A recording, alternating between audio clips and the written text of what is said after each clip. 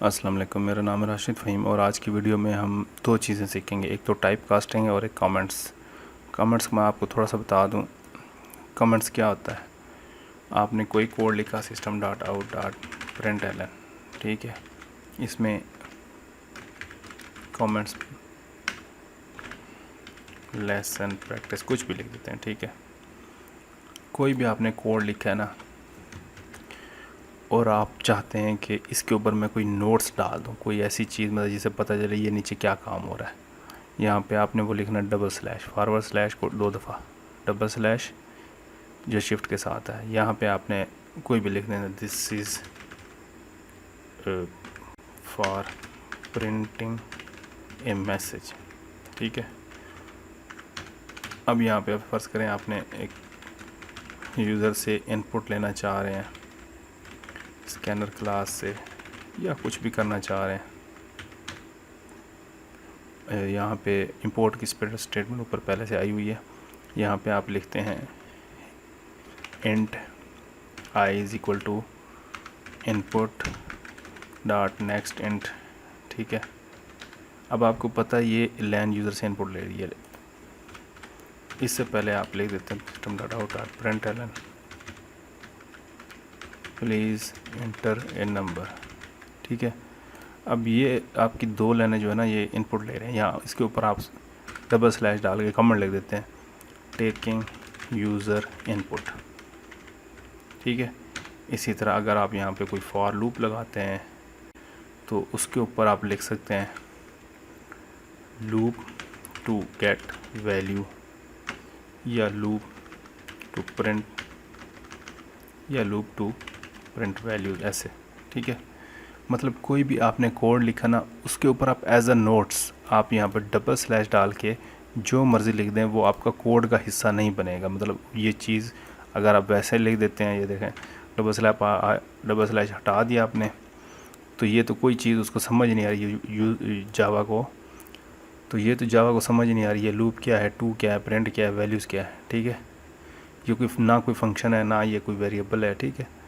आप अगर अपनी याद दहानी के लिए इस तरह कुछ लिखना चाहते हैं तो डबल स्लैश डाल के आप उसको कमेंट में तब्दील करते हैं। ये आपके कमेंट्स हैं।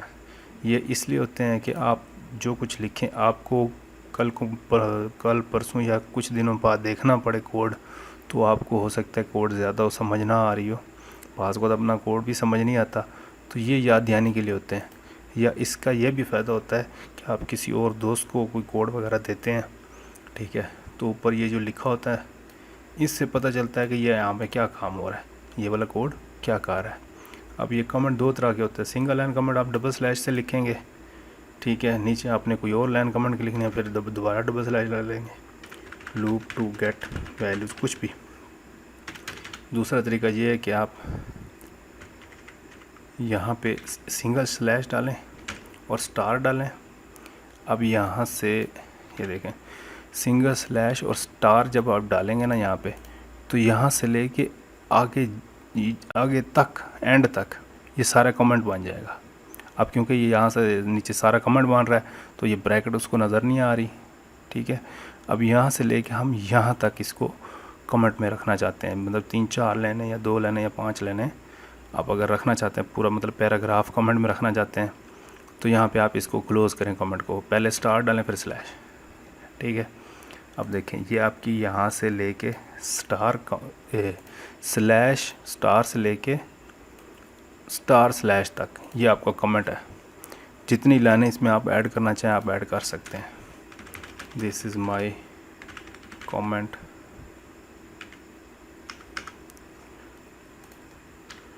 This is for testing purpose, जो भी आप लिखना चाहें, ठीक है। ये सारा कमेंट हो जाएगा, मतलब ये कोई इफ़ेक्ट नहीं करेगा कोड को। बाकी कोड आप उसी तरह लिखें, आपका काम करेगा कोड। जब ये स्टार और स्टैरिक आ जाता है, यहाँ से लेके स्टैरिक और स्टार तक जावा इसको इग्नोर कर देती है, जो हमारा कंपाइलर है जावा को इग्नोर कर देता है। या डबल स्लैश जब आ जाता है तो वो एक लाइन वो उसको इग्नोर कर देती है, उस लाइन को, ठीक है। आपने कोई कोड लिखा हुआ है, उसके आगे आपने गलती से डाल दिया डबल स्लैश, तो वो कोड भी आपका कमेंट बन गया। अब ये रन नहीं होगा, ये चलेगा नहीं, ठीक है। इसलिए इस चीज़ का ध्यान रखें। ये तो था कमेंट, थोड़ा सा लंबे हो गया, हालांकि छोटा सा टॉपिक है। अच्छा, टॉपिक हमारा दूसरा क्या है? Type casting. टाइप कास्टिंग क्या होती है? आपने फ़र्ज़ करें यूज़र से एक नंबर लिया, ठीक है, उसको आप कन्वर्ट करना चाहते हैं किसी दूसरी डाटा टाइप में। आपने इंट में लिया, आप डबल में करना चाहते हैं, आपने डबल में लिया तो इंट में करना चाहते हैं, ठीक है, उसको टाइप कास्टिंग कहते हैं। टाइप चेंज करते हैं। उसके लिए आपको एक नज़र देखना पड़ेगा कि डाटा टाइप की तरतीब क्या होती है, छोटी कौन सी होती है, बड़ी कौन सी होती है। ये पिक्चर देखें, ये देखें, सबसे पहली जो छोटी होती है बाइट, उसके बाद उससे बड़ी होती है शॉर्ट, फिर उससे बड़ी इंट, फिर उससे बड़ी लॉन्ग, फिर उससे बड़ी फ्लोट, फिर उससे बड़ी डबल, ठीक है। अब जब आपने छोटी कोई मतलब बनाई हुई इंट बनाई हुई है, आपने कोई वेरिएबल, आप उसको डबल में कन्वर्ट करना चाहते हैं तो वो ऑटोमेटिक हो जाता है, आपको करने की ज़रूरत नहीं पड़ती, ठीक है। जब आप उल्टा काम करते हैं, मतलब कोई बड़ा आपने वेरिएबल बनाया हुआ, डबल बनाया हुआ, उसको आप इंट में करना चाहते हैं, ये देखें उल्टी तरतीब आ रही है। डबल सबसे बड़ा है, उसके बाद फ्लोट है, उससे छोटा, फिर लॉन्ग है, उससे छोटा इंट, उससे छोटा शॉर्ट, उससे छोटा बाइट, ठीक है। बड़ी डाटा टाइप से जब आप छोटी में कन्वर्ट करना चाहेंगे तो वहाँ पे आपको टाइप कास्टिंग करनी पड़ेगी। अब वो कैसे होती है, यहाँ पे देखें, मैं एक वेरिएबल बनाता हूँ int x is equal to 100। अब मैं एक वेरिएबल बनाता हूँ long l is equal to, इसमें मैं x डाल देता हूँ।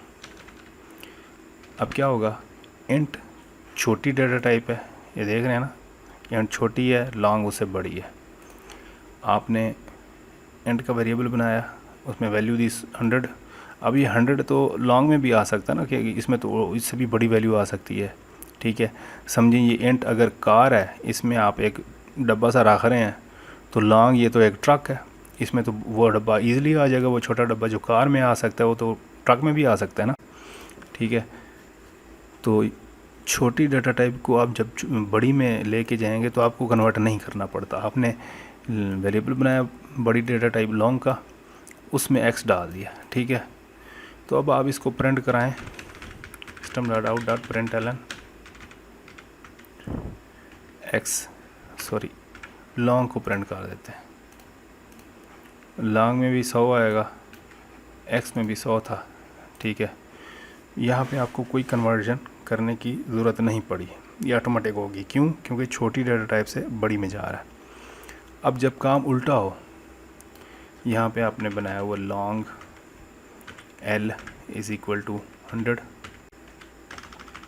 यहाँ पे आपने बनाया हुआ इंट x। तो अब आप इस लॉन्ग को, तो अब आप इस लॉन्ग का जो 100 है वो इंट में लेके आना चाहते हैं, ठीक है। लेकिन आप सबसे पहले ये देखें जो उसमें जो वैल्यू है वो इंट हैंडल कर सकता है, ये देखना लाजमी है। अब ये ना हो यहाँ पे इंट, ये तो चलो एक 100 है ना, वो तो 100 इंट में ईज़िली आ सकता है। इतनी बड़ी वैल्यू ना हो जो इंट की रेंज से बाहर हो। रेंज आपने पढ़ी थी, इसमें वैसे इंट की भी बहुत बड़ी रेंज होती है, तो लेकिन आपको ये आइडिया हो कि ये जो इसमें वैल्यू है ना ये इसमें आ जाएगी, तो फिर आपने इसको टाइप कास्ट कर लेना है। उसका तरीका क्या है, आप लिखें इंट x इक्वल टू, अब यहाँ पे लॉन्ग क्या है, l है। अब आप सिंपल लिखें तो एरर आ जाएगा। ये देखें वो कह रहे ऐड कास्ट टू इंट। यहाँ पे आप वेरिएबल से पहले आपने ब्रेसेस के अंदर इंट लिख देना है, ठीक है। ये आपकी टाइप कास्टिंग होगी। एक वेरिएबल आपका लॉन्ग था, लॉन्ग डाटा टाइप का, उसमें 100 स्टोर है।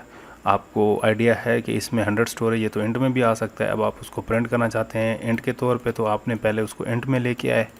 Int x is equal to, खाली l लिखेंगे तो एरर आएगा।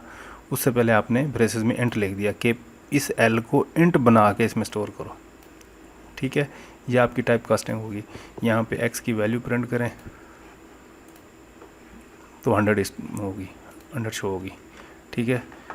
ये किसी भी डाटा टाइप पे अप्लाई हो सकता है, सिर्फ आपको उनका पता होना चाहिए कि उनकी जो छोटी कौन सी उसमें बड़ी कौन सी है। ये तरतीब देख लें, सबसे छोटी होती है बाइट, उससे बड़ी शॉर्ट, उससे बड़ी इंट, उससे बड़ी लॉन्ग, उससे बड़ा फ्लोट, और फिर डबल सबसे बड़ी है, ठीक है।